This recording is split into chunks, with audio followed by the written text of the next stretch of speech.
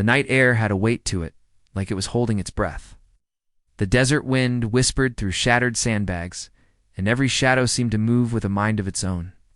In the distance, a line of helicopters had vanished into darkness, leaving behind a broken battalion that felt, for all the world, like it had been forgotten. They had been left for dead. And in the middle of that silence stood a woman who had never once believed that anyone deserved to die just because the chain of command had decided they were expendable. Her name was Lieutenant Maya Viperin. She was a sniper, a perfectionist, a woman whose hands shook only when she was afraid of failing the people who trusted her.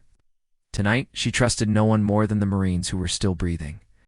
Before I tell you what happened next, tell me in the comments where you're rewatching from. I love knowing who's listening. The mission had been simple on paper.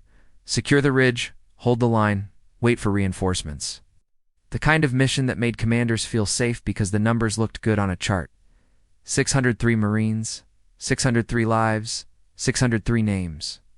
But the reality on the ground was a nightmare. The enemy had been waiting. They had surrounded the battalion with a precision that felt like fate. Mortar fell like rain. The radio crackled with desperate voices. Men screamed for help that never came. Single order had been given, and then everything went wrong. Helicopters had left, the command had decided they were too far gone, and the battalion was left alone.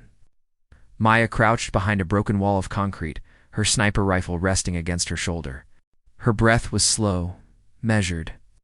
Her eyes scanned the ridge as if she could see through the darkness with sheer will.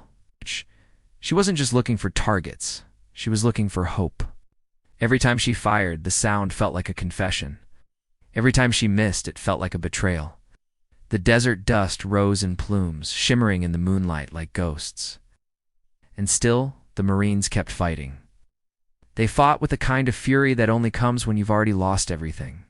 Maya had been trained to follow protocol, to wait for orders, to keep her head down, to accept the fact that she was one soldier among many, and that her life was not more important than the mission. But that night, the mission had become the men, and the men were dying. In the radio, a voice broke through the static. It was the battalion commander, his words trembling with exhaustion. "We're pinned. We need extraction. We're losing too many. Can't hold." Maya's hands tightened around her rifle. She knew the truth. Extraction wasn't coming. Command had already written them off. She could feel it in the silence. She could feel it in the way the radio operators stopped talking. She could feel it in the way the sky stayed empty. Maya stood up. The wind hit her face like a slap. Dust stung her eyes. The smell of burnt fuel and sweat filled the air. She was supposed to stay hidden. She was supposed to wait. She was supposed to obey. Instead, she walked into the open. The Marines watched her.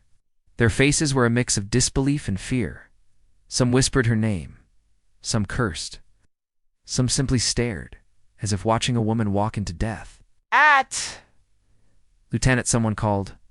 "You can't do that." Maya didn't turn. "I can," she said softly. "I have to." She raised her rifle and began firing. At first, the enemy didn't react. They were too busy celebrating. They were too sure they had one. Then the shots started landing. Not random, not lucky, precise, deadly. The enemy's positions began to fall one by one like dominoes. The ridge that had been a death trap began to feel possible. Maya was not just a sniper that night. She was a storm. She moved like a shadow, shifting from one position to another, never staying in one place long enough to be targeted. Her eyes were focused, her breath controlled. She could feel the rhythm of the battle like a heartbeat. And as she fought, the Marines began to move. They crawled, they ran, they fought, they survived. Each step was a gamble. Each breath was borrowed time. Maya's body began to ache. Her muscles burned. She had not slept in days. Her stomach was empty. But she kept firing, kept moving, kept protecting the men who had been told they were already dead. Then came the moment that changed everything. A Marine radioed in, his voice raw. "Lieutenant, we found a wounded squad. They're trapped. They can't move." Maya's mind flashed to the protocol she was breaking. If she went after them, she would risk her own life. She would risk the lives of others. She would risk everything.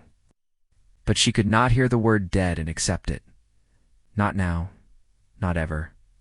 Maya made her choice. She broke the protocol. She moved toward the trapped squad, firing as she went. The enemy's bullets snapped past her like angry insects. The ground shook. The air was thick with smoke and fear. When she reached the squad, she saw the truth of it. 4 Marines were pinned behind a crumpled wall. One of them was barely breathing. Another was crying, his face smeared with blood and dust. They looked at her like she was a miracle. Maya didn't speak. She simply raised her rifle and began covering their escape. The enemy fired harder. The ridge seemed to shake with the fury of their attack, but Maya did not falter. She moved like a tide, a relentless wave pushing forward. And then, as if the universe had finally noticed them, the sound of helicopters returned. 4 of them, the battalion's extraction. The enemy's faces changed. Fear replaced confidence. The tide turned. The Marines began to climb toward the helicopters one by one. The wounded were carried. The living helped the dying. The air was filled with the sounds of men being saved. And in the middle of it all, Maya stood. She watched the last Marine climb aboard. She felt the weight of every life she had saved. She felt the cost of the choice she had made. The command would not be pleased. Protocol would be questioned. But the battalion was alive. 603 Marines had been left for dead. 603 Marines had not been forgotten. When the helicopters lifted into the night, the battlefield fell silent. The enemy retreated. The moonlight returned. Then in the dust, the Marines whispered her name like a prayer. Maya didn't celebrate. She simply stood there, breathing. Her hands trembled, but not from fear, from relief, from grief, from the knowledge that she had done the one thing she was trained not to do. And yet the only thing that mattered was this: she had saved them, because courage is not always a choice. Sometimes it is a refusal to accept what others say is inevitable. Because courage doesn't vanish, it waits, and it finds its way back. And on that ridge under the quiet sky, Maya looked at the desert and remembered the moment she chose to stand. As if the night itself had been waiting for her to prove that even in the darkest hours, one person can change the outcome. If you believed in her courage, leave a comment and share this story with someone who needs to hear it. And if you want more stories like this, subscribe to Whispered Words, because every mission has a truth, and every truth deserves to be told.